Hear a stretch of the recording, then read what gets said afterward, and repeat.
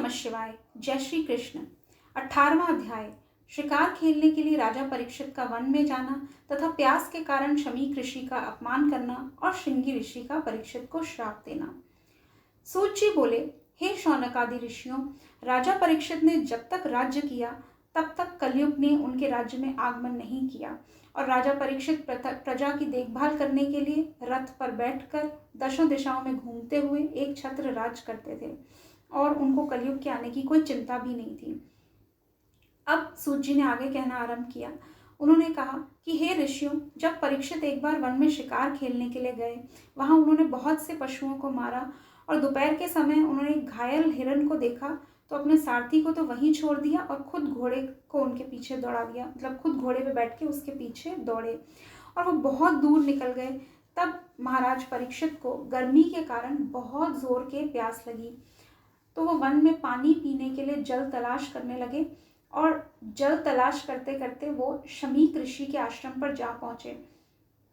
शमीक ऋषि बहुत बड़े तपस्वी थे और दिन रात ईश्वर का ध्यान किया करते थे, तो वो उस वक्त भी ध्यान में मग्न थे।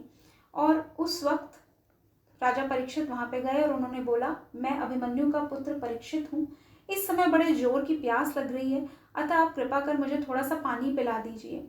राजा ने अनेकों बार जल मांगा, लेकिन वहां पर उनको वो नहीं मिला, क्योंकि ऋषि तो भगवत भक्ति में मग्न थे और वहां पर उन्होंने किसी ने बैठने को आसन भी नहीं दिया, कोई मीठी बातें नहीं।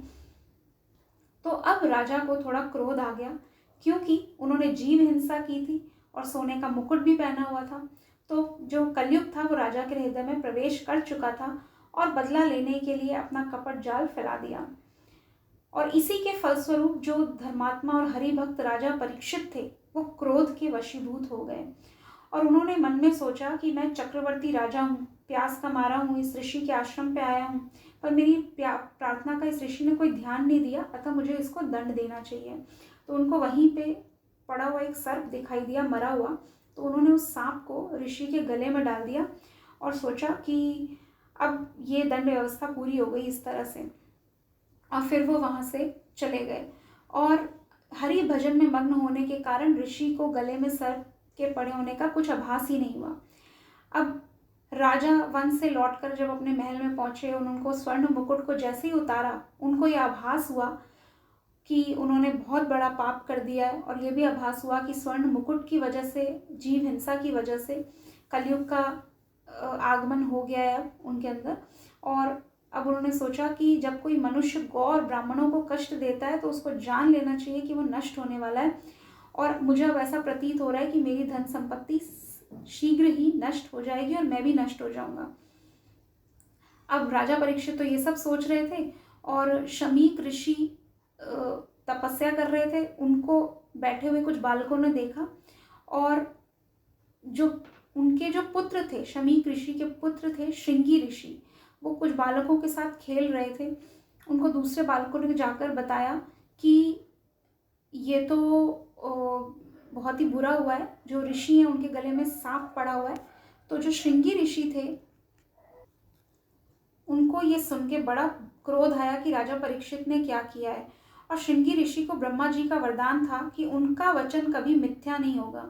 तो बालकों का जब ये समाचार सुना अपने पिता के बारे में तो वो क्रोध में भर गए, उनका सारा शरीर क्रोध के मारे कांपने लगा और उन्होंने शीघ्र ही नदी का जल अपने हाथ में लिया और यह श्राप दिया कि जिस राजा परीक्षित ने मेरे ध्यान मग्न पिता के गले में मरा हुआ सर्प डाला है, उसकी आज से 7वें दिन तक्षक नाग के द्वारा डसने से मृत्यु हो जाएगी। और इस तरह राजा परीक्षित को श्राप देने के बाद उन्होंने अपने साथियों से कहा कि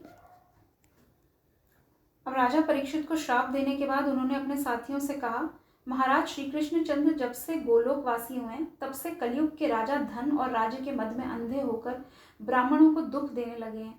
जिस प्रकार कोई पुरुष अपने द्वार की रखवाली करने के लिए कुत्ता पाले परंतु वह कुत्ता उसी पुरुष को काट खाए, उसी तरह से ये राजा लोग ब्राह्मणों के आशीर्वाद और कृपा से राज्य सिंहासन प्राप्त करके उन्हीं को कष्ट देते हैं। धर्मात्मा युधिष्ठिर तथा अर्जुन के कुल में यह परीक्षित ऐसा अधर्मी राजा पैदा हुआ है कि उसने घमंड में भरकर मेरे पिता को गले में मरा हुआ सांप डाल दिया, इसलिए मैंने भी उसे अपनी शक्ति दिखलाने के हेतु यह श्राप दिया।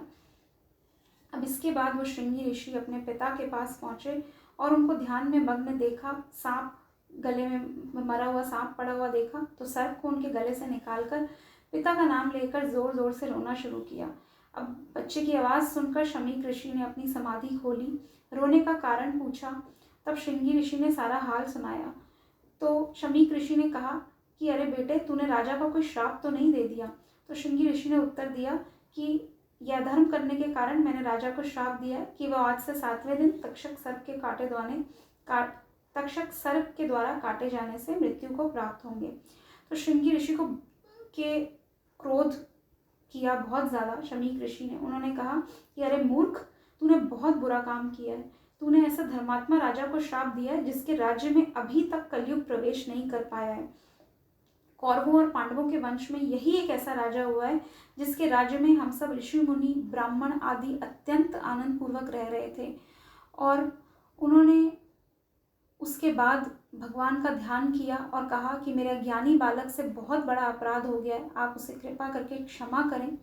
जो राजा गौ तथा ब्राह्मणों की रक्षा करता है उसको मारने का पाप 10 ब्राह्मणों को मारने के समान होता है। राजा के बिना देश में बहुत से चोर पापी उत्पन्न हो जाते हैं, इसलिए राजा को मारने वाला चोर और अधर्मियों को बढ़ाने वाला होता है। इस प्रकार ऋषि ने प्रार्थना की और यह निश्चय किया कि राजा परीक्षित के पास इस श्राप का समाचार भेज देना चाहिए ताकि वे अपना परलोक सुधारने का कोई उपाय कर लें। उन्होंने सोचा, यद्यपि इस बात को सुनकर संसारी लोग श्रृंगी ऋषि को बहुत बुरा कहेंगे, फिर भी मुझे ऐसे धर्मात्मा राजा को अपनी मुक्ति का उपाय खोजने के लिए सूचना देनी ही चाहिए। तो उन्होंने अपने एक कुर्मुक नाम के शिष्य से कहा कि तू राजा परीक्षित के पास जाकर उनको मेरा आशीर्वाद कहना और यह बताना कि श्रृंगी ऋषि ने आपको 7वें दिन तक्षक द्वारा काटे जाने पर मृत्यु होने का श्राप दिया है, इसलिए आप अपनी मुक्ति होने का कोई प्रयत्न कर लें। अब इस कथा को सुनाने के बाद सूत जी बोले, हे शौनक आदि ऋषियों, जो राजा परीक्षित अश्वत्थामा के ब्रह्मशास्त्र से बच गया और जिसने धर्म एवं पृथ्वी की रक्षा करने के लिए कलयुग को अपने वशीभूत कर लिया, वही एक ब्राह्मण के श्राप द्वारा मृत्यु को प्राप्त हो गया। राजा परीक्षित के मरने के बाद कलयुग ने समस्त विश्व में प्रवेश कर लिया। यह अध्याय यहीं समाप्त होता है। धन्यवाद।